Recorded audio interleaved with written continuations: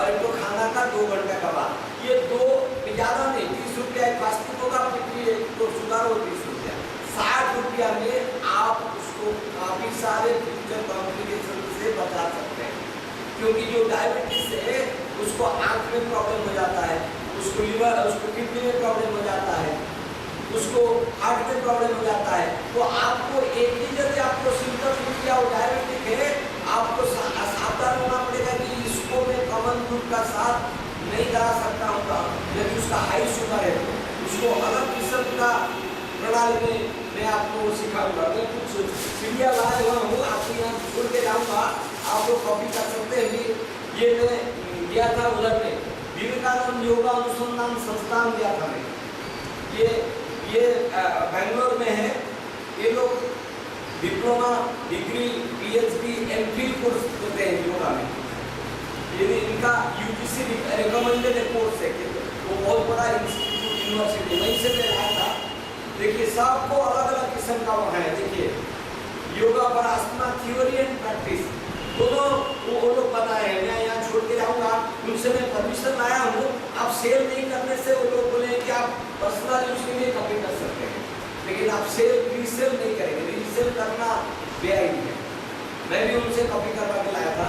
देखिए ये 2 पोर्शन है, योगा पर आसना थ्योरी, इसमें आपको लंग्स के बारे में सारे एनाटॉमी वगैरह बताया गया है। ये प्रैक्टिस, उसमें कौन सा पर्टिकुलर आसन वगैरह में होगा, ये गुरु जी का खत्म होने का बाद गुरु जी आपको देंगे। जब आपका सब कोर्स खत्म हो जाएगा तब आप देंगे, ताकि उस समय में इनका बारे में नया होगा।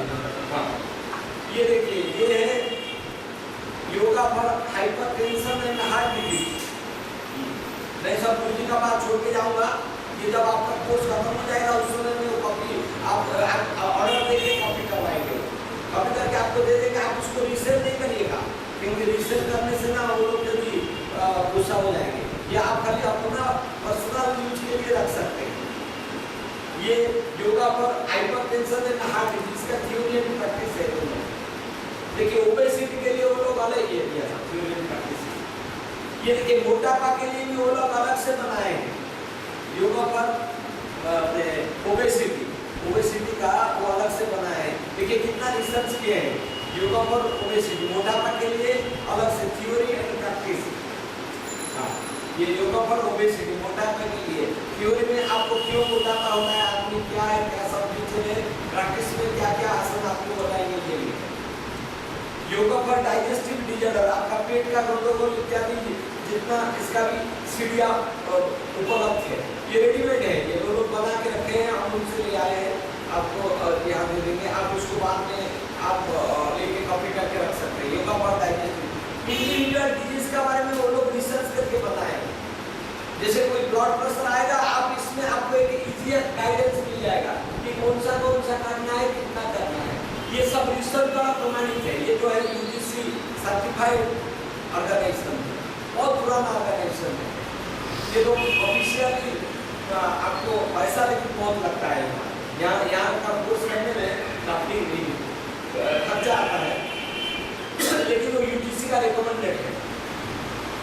यहाँ काफी सारे बच्चे लोग ये सब देखिए डिजीज के बारे में ये बताने का उद्देश्य है कि आपको कोई बीमारी मिल गया, आपको गाइडेंस मिलेगा कि कौन सा करना कौन सा नहीं करना है। ये थ्योरी एंड प्रैक्टिस। ये बैक पेन का लिए, बैक पेन में कौन सा करना नहीं करना है, सब कुछ मेंशन।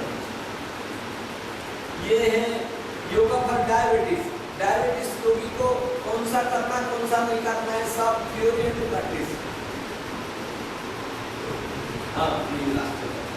ये आर्थराइटिस कॉमन प्रॉब्लम है, आर्थराइटिस का जॉइंट पेन का लिए है। और वो लोग इतना तक रिसर्च किए हैं कि माँ का पेट में बच्चा रहने से कौन सा आप कर सकते हैं, वो भी योगा फॉर प्रेगनेंसी वो लोग लिखे हैं कि माँ का पेट में बच्चा रहने से कैसे करवाना है, माँ को कैसे। देखिए कितना सुपर स्पेशलिटी स्टडी वो लोग किए हैं। और ये एक 2006 में यहाँ जो कलकत्ता में इंटरनेशनल योगा कॉन्फ्रेंस हुआ था, मैं उसको अटेंड किया था। इसमें सारे जो लेक्चर था उसको मैं आप लोगों को दे रहा हूँ, इसमें इसका ज्ञान है। तो आप ये वर्ल्ड कॉन्फ्रेंस अटेंड करने का पुण्य प्राप्त कर सकते हैं ये सीरीज। ये मेडिटेशन का मेरा पास सीडी था, ये दे दे रहा हूँ। और ये जो है अल्टीमेट ह्यूमन बॉडी का एक जो वीडियो है, आप इसको देखेंगे तो बॉडी का हर पार्ट के बारे में सब कुछ ज्ञान उपलब्ध है। ये मैं यहाँ छोड़ के जाऊँगा, आपको जो आप उचित समय पर देंगे हो कब लेंगे क्या। और ये हमारा पंडित रविशंकर का आफ्टर गिविंग का ऊपर में NIMHANS national institute of mental health and allied neuro sciences में साइकेट्रिक हॉस्पिटल में एक रिसर्च हुआ था, इसका भी फाइंडिंग इस सीडी में। तो बताने का उद्देश्य है, आप यदि बीमारी पहले से जान लेंगे आपको आइडिया हो जाएगा कि उसको कौन सा चीज सिखाना है, कौन सा नहीं सिखाना है। तो अंधा का जैसे हर पेशेंट को एक क्लास में नहीं रखे, आप क्या कर सकते हैं, डायबिटीज ग्रुप को अलग कर देंगे, ब्लड प्रेशर ग्रुप को अलग कर देंगे, या यदि आपके पास 2-3 है तो आपको याद रहेगा किसका डायबिटीज है, ये कौन सा नहीं कर सकता है, ये हाइपर ब्लड प्रेशर है, ये कौन सा नहीं कर सकता है। तो विभिन्न ये ऑस्टियोपोरोटिक है, इसको बहुत सख्त आसन नहीं देना है, क्योंकि देने से उसका हड्डी में प्रॉब्लम हो जाएगा। ये सब ज्ञान आपका होना बहुत जरूरी है। आप डॉक्टर नहीं बनना जरूरत है, लेकिन कुछ मिनिमम इन्वेस्टिगेशन करना जरूरत है। सपोज वो आदमी बोल रहा है हमारा नेक में बहुत पेन हो रहा है, घाट में पेन, उसको एक तो नेक एक्सरे करवा के कोई ऑर्थोपेडिशियन से दिखाना जरूरत है। हो सकता है कि उसका जो हड्डी का अंदर में जो डिस्क है वो प्रोलैप्स हो गया है, और आप उसको ऐसे करवा देंगे और डिस्क प्रोलैप्स मैच्योर हो जाएगा और उसको पैरालिसिस होके गिर जाएगा। बदनाम तो अल्टीमेटली आपको होगा। उसको सपोज लंबार स्पॉन्डिलाइटिस है, या उसका लंबार वर्टिब्रा में कोई एनाटॉमिकल डिफेक्ट है, उसका अंदर में इंटरवर्टिब्रल डिस्क सूख गया है, या वो उसका अंदर में छेद हो गया है, वो आप उसको कोई डिफरेंट बेड दे देंगे, वो ऑलरेडी प्रोलैप्स वर्टिब्रा ज़्यादा हो जाएगा, उसको दर्द हो जाएगा, फिर आपको आगे ब्लेम करेंगे। तो यदि आप एक बार जरूर स्क्रीनिंग करवा दीजिएगा, क्या क्या आपको जरूरत है। नंबर 1 उसका ब्लड प्रेशर दिखवाने का जरूरत है, शुगर फास्टिंग और बीपी शुगर जरूर करवाइएगा, और उसका पूछिए कि उसका फैमिली में थायराइड का प्रॉब्लम था क्या, क्योंकि कुछ बीमारियां जो परिवार में ट्रांसमिट होते रहता है, जैसे ब्लड प्रेशर। यदि माँ बाप का ब्लड प्रेशर है, बेटा का 50 साल के बाद बीपी जरूर हो जाएगा 90% केस। माँ बाप का यदि डायबिटीज है, बेटा को डायबिटीज जरूर हो जाएगा, 70 से 80% चांसेस है। तो आपको बिना टेस्ट में भी ये पता चल जाएगा आपका परिवार में किसी को है क्या डायबिटीज, पूछ लेंगे सिंपल। तो ने कहा हमारा पिताजी को भी था, मम्मी को भी था, उसका मतलब ऑलमोस्ट 70 to 80% चांस है उसको डायबिटीज हो जाएगा या हुआ होगा। तो उसको ये बोलिए कि आप जरूर करिएगा, शुगर का टेस्ट जरूर करिए। ब्लड प्रेशर तो सबको देखिएगा कंपल्सरी, ठीक है। और यदि कहीं ज़्यादा पेन बताता है तो उससे क्या है कि एक्सरे करवा दीजिए, क्योंकि उसमें आपको ही बहुत सेफ होगा। उसके बाद नेक्स्ट पूछिए खांसी में कब गिरता है, खून गिरता है क्या, बहुत इंपॉर्टेंट है, क्योंकि आजकल ट्यूबरकुलोसिस भी बहुत ज़्यादा मात्रा में आ रहा है। ये डॉक्टर बताएंगे ट्यूबरकुलोसिस और डायबिटीज का बात।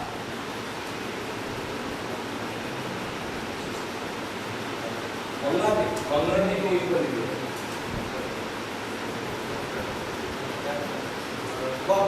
मुझे तो 5 मिनट आप बताइए। আপনারা তো হিন্দিতে শুনলেন, আপনাকে আমি বুঝেছি যে আপনারা খাতা পেন নিয়ে এসেছেন, আপনারা যদি নোট করতে চান জিস্টটা আমি বলে দিচ্ছি, আপনারা নোট করুন, এটা আপনাদের জন্য সুবিধা। 1 নম্বর হচ্ছে যে ডাক্তারবাবু বলেছেন আমাদের শরীরের হাড়ের কাঠামো, তার উপরে মাংসপেশি, কতগুলো রজ্জুর মতো টেন্ডন দিয়ে মাথা আছে, এই নিয়ে আমাদের শরীরের কাঠামো, তাই তো? ठीक है, हिंदी तो आप सुन लिए, सेम चीज बता रहे हैं, सेम चीज बता रहे हैं बांग्ला। नोट करने के लिए थोड़ा बता दें हम लोग को। आप तो हिंदी जानते हैं तो आप मेरा बात ही बता रहे हैं। ठीक, এই হচ্ছে আমাদের হাড়ের শরীরের কাঠামো। এবার যোগা করতে গেলে পরে আমাদের এই শরীরের কাঠামো সম্পর্কে জ্ঞান হওয়া দরকার, কি হার আছে না আছে, কিভাবে সেটা বেন্ডিং হয় ইত্যাদি, সেটা পরবর্তীকালে এরা বলবেন।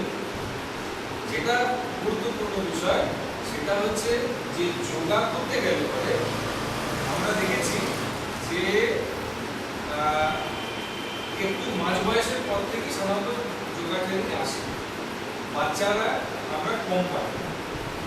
বাচ্চা অবস্থায় যদি যোগা করতে আসে তাহলে তাদেরকে যোগা ট্রেনিং দেওয়ার ক্ষেত্রে বিশেষ কোনো অসুবিধা নেই, তার কারণ হচ্ছে তাদের বডিটা ফ্লেক্সিবল, ঠিক আছে।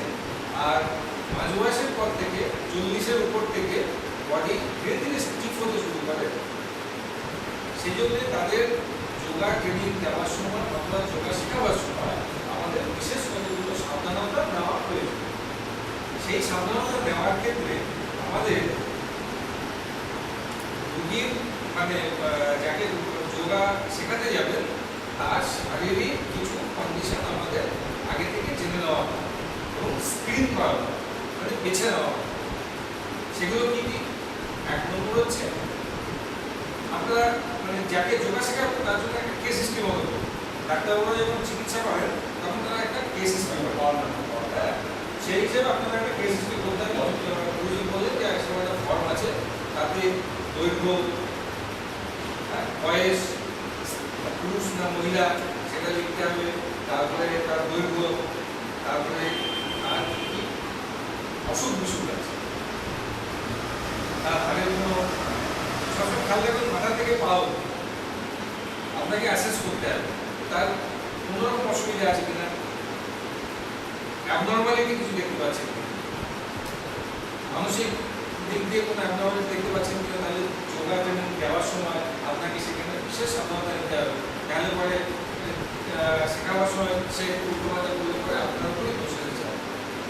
হাড়ের কোনো অসুবিধা আছে কিনা, হাড়ের কতগুলো রোগ আপনারা জানেন যে স্পন্ডলাইটিস, সার্ভাইকাল স্পন্ডলাইটিস হাড়ে, হ্যাঁ, লাম্বার স্পন্ডলাইটিস কোমরে হয়। তো এই ধরনের কোনো যদি অসুখ থাকে তাহলে পরে তার যোগার ক্ষেত্রে যোগা শেখানোর ক্ষেত্রে বিশেষ সাবধানতা নিতে হবে, তাহলে পরে বিপদ হতে পারে। এছাড়া অস্টিওপোরোসিস বিশেষ করে মহিলাদের হয়, 50 বছরের উপরে, 40 থেকে 50-এর উপরে আমরা একটা গ্ল্যান্ড আছে, তার পিরিয়ডে তার সিক্রেশন বেশি হয় বলে এই অসুবিধা দেখা দেয় বয়সকালে। স্বাভাবিক জিনিস, স্বাভাবিক ঘটনা, কিন্তু এতে হাড়টা কমজোরি হয়ে যায়। হাড় কমজোরি হলে পরে আপনি তাকে যোগা শেখাতে গেলে হাড়টা ভেঙে যাবে। এছাড়া আপনার তার জানতে হবে তার অ্যাজমা আছে কিনা, মানে হাঁপানি আছে কিনা, তার কফ দিয়ে রক্ত ওঠে কিনা, অর্থাৎ তার ফুসফুসের কোনো রোগ আছে কিনা, তারপরে তার হাঁটুতে ব্যথা আছে কিনা, শরীরের অন্য কোনো জায়গায় ব্যথা আছে কিনা, অন্য কোনো রকম অসুখ আছে কিনা, তারপরে আপনার তার হাইপার টেনশন বা উচ্চ রক্তচাপ আছে কিনা, তার হাই ব্লাড সুগার আছে কিনা, এইগুলো সমস্ত আপনাদের লিখতে হবে, ঠিক আছে। তাহলে 1 নম্বর হলো যে শরীর সম্পর্কে একটা সাধারণ ধারণা নিতে হবে। 2 হচ্ছে যাকে যোগা শেখাবেন তার কেস হিস্ট্রি নিতে হবে। केस हिस्ट्री जिनको बोला होला सेগুলো। और आपको क्या करेंगे, जैसे जैसे कोई पेशेंट आएगा उसको पहले फेस को देखेंगे, क्योंकि face is the indicator of health. जैसे मैं एक बार बताया था स्लिप जिसका घूमन होता है तो इम्पॉर्टेंट इंडिकेटर है, face is also an indicator of good health. देखते यदि कोई स्माइलिंग और खूब प्रसन्न चित्त और मुख खुला नहीं, सामान्य ताप यदि आपने देखा, आपने देखे कि मुंह तो खुला हुआ है तो उसका मतलब उसको लीवर का प्रॉब्लम हो सकता है, किडनी का प्रॉब्लम हो सकता है, एनीमिया हो सकता है, बॉडी में प्रोटीन कम हो सकता है। तो आपको पहला बार में तो पेशेंट को स्क्रीन करना है। बाद में भी योगा करते करते यदि किसी का कोई ऐसे फिजिकल प्रॉब्लम डेवलप होता है, आपको नॉलेज रहना जरूरत है। जो मैं बताया पहले जैसे दर्द का स्क्रीनिंग करना, ऐसे बीच बीच में भी आपको हर समय में अवेयर रहना है। जैसे योगा करते करते कोई बोला कि मेरा कमर में ज़्यादा दर्द शुरू हो गया, तो उसको नहीं बोलना है कि भाई और थोड़ा तेज करो ताकि तुम्हारा ठीक हो जाएगा।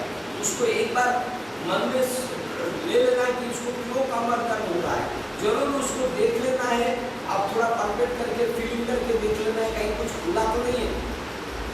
जैसे एक बीमारी है काइकोस्कोलियोसिस, जिसमें वर्टिब्रल कॉलम बेंड हो जाता है, या किसी को कोई चोट करके पहले से ही कहीं इंजरी है तो दर्द होता है, तो उसको जरूर वो जगह को थोड़ा छू के देख लेना है कि वहाँ नॉर्मल बॉडी है या कुछ अबनॉर्मलिटी है।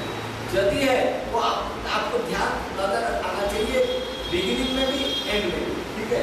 तो उसका बाद आपको देखना है कि उसका अनीमिया है कि नहीं है, मतलब तो शरीर में खून का कमी है कि नहीं है। यदि कुछ लोगों का आपको सुन के ताल्लुक होगा 3 ग्राम 4 ग्राम तक होता है, वो लोग नॉर्मली घूमते फिरते रहते हैं। तो इतना अनीमिया में यदि आप सिखाएंगे तो हो सकता है कि वो ठीक से प्रॉपर्ली नहीं सीख पाएगा। तो आपका भी ड्यूटी बनता है यदि सीवियर अनीमिया है उसको आप नजर करके डॉक्टर का पास ले जाना है, या उसको बोलना है तुम डॉक्टर का पास जाओ, तुम्हारा खून का मात्रा बहुत कम है। अनीमिया यदि सीवियर अनीमिया होगा उसको सांस फूलने लगेगा योगा करते करते, उसको हार्ट में भी प्रॉब्लम कभी कभी शुरू हो जाता है अनीमिया कम होने से, लंग्स में भी प्रॉब्लम शुरू हो जाता है। तो अनीमिया को ध्यान रखना है। इसीलिए आप स्क्रीनिंग में हीमोग्लोबिन पे एक बार फर्स्ट टाइम आप एस्टिमेशन लिख सकते हैं। जैसे आपको बताया शुगर को करना है, जैसे हीमोग्लोबिन भी बहुत सस्ता टेस्ट है, 10-15 रुपया को হিমোগ্লোবিন পার্সেন্টেজ কত সেটা নরমালি আমাদের পুরুষ মানুষদের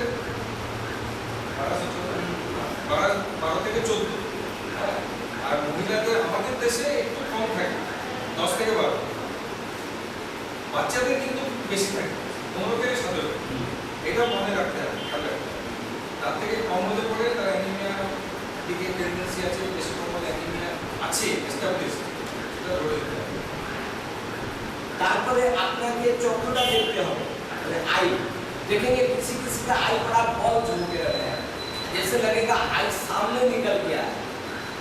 कुछ अबनॉर्मलिटी नजर आने से आपको जरूर देखना है कि कुछ उसको बीमारी हो सकता है। जैसे थायराइड का प्रॉब्लम है, गले में यहाँ थायराइड ग्लैंड है, वहाँ आपको लगा कि कोई फूला हुआ है, तो उसको नजरअंदाज नहीं करना है योगा स्टूडेंट का।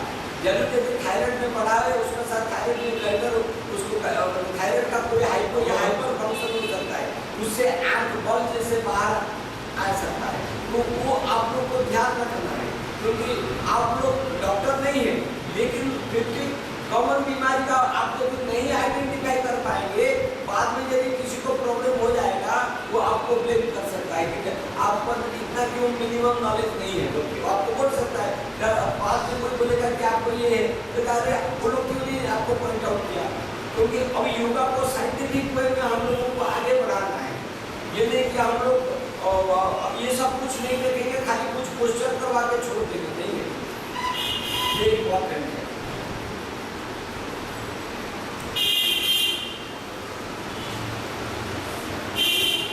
उसके बाद आप जब पहला बार आएंगे उसमें देखेंगे कि पेट में हम लोगों का डिफरेंट हार्निया हो जाते हैं, पेट में लोअर एंड में हार्निया सब है कि नहीं है, वो एक हिस्ट्री लेंगे। क्योंकि क्या होता है योगा करते करते यदि हार्निया का अर्ली स्टेज है वो हार्निया बढ़ जाएगा, वो आपको ब्लेम करेगा कि आपका क्लास में आया और मेरा हार्निया बढ़ गया।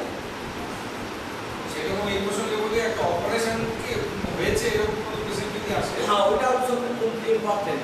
আপনারা হার্নিয়া হতে পারে, যোগা করা থেকে হার্নিয়া হয়ে পড়ে, ইনসিশনাল হার্নিয়া বলে, ওটা হয়ে যেতে পারে। সেই জন্য রিসেন্ট অপারেশন হয়ে এসেছে এরকম কোনো কেসকে আপনারা যোগা শেখাবার ক্ষেত্রে খুব সাধারণভাবে আপনি এসএস করে দরকার পড়লে কিছু ডাক্তার কাছে অ্যাডভাইস নিয়ে তাদের করাবেন। দেখুন লেডিসের সিজারিয়ান सेक्शन आजकल खूब कॉमन है, आजकल कोई नॉर्मल डिलीवरी नहीं कराता है, सब सिजेरियन सेक्शन कराता है।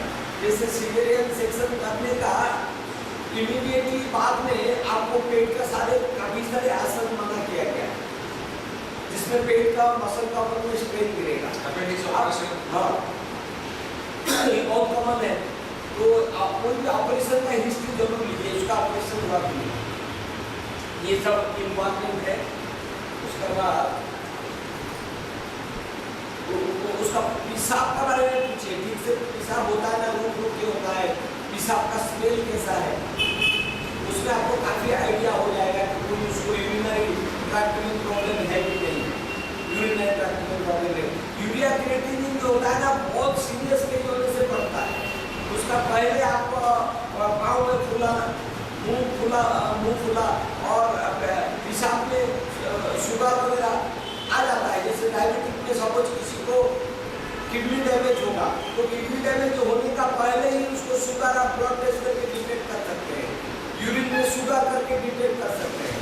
वो इतना डैमेज तक नहीं जाएगा, क्योंकि वो बहुत लेट में किडनी का डैमेज होता है। लेकिन आपको ये स्क्रीनिंग करने से आपको एक आइडिया होगा। तो उसके बाद आपको मैं बताया, यदि किसी का बॉडी थोड़ा काला नजर आता है, मुंह वगैरह, तो इसको साइनोसिस बोलते हैं। काफी सारे हार्ट का कंजेनिटल हार्ट डिजीज में आपका मुंह काला नजर आएगा, अंगूठा वगैरह फूल जाएगा, ये टिप वगैरह, क्रोनिक ब्रोंकाइटिस वगैरह, वो सबको भी आपको एक तो नजर रखना है। देखेंगे कि उसका अंगूठा ये टिप सब मोटा मोटा हो गया है, तो उसमें सावधानी है।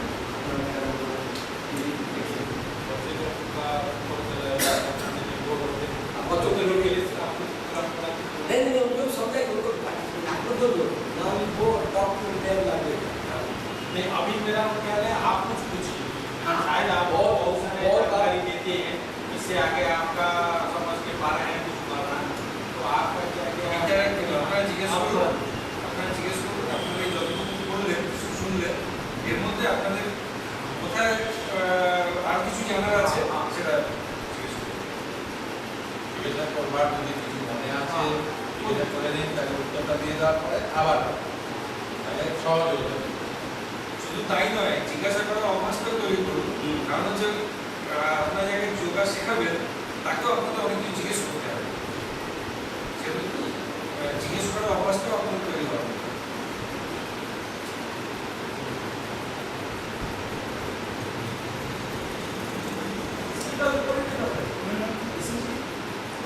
ईसीजी वगैरह करना तो बेटर है, लेकिन 40 साल के बाद ठीक है,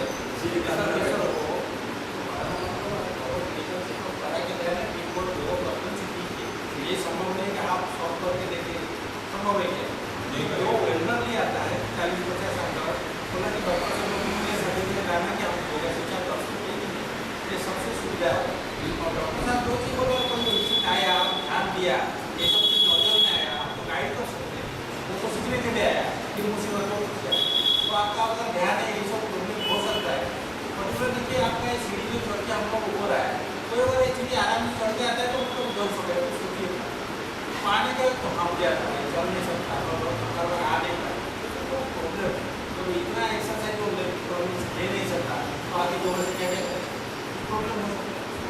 तो जहाँ भी थोड़ा डाउट होता है जो रेगुलर है उसको आपको छोड़ना नहीं है, उसको पर्टिकुलर योगा करना है। इसलिए आपको दिखाया, तो हार्ट डिजीज को भी योगा अलग से आप करा सकते हैं, क्योंकि आपका ज्ञान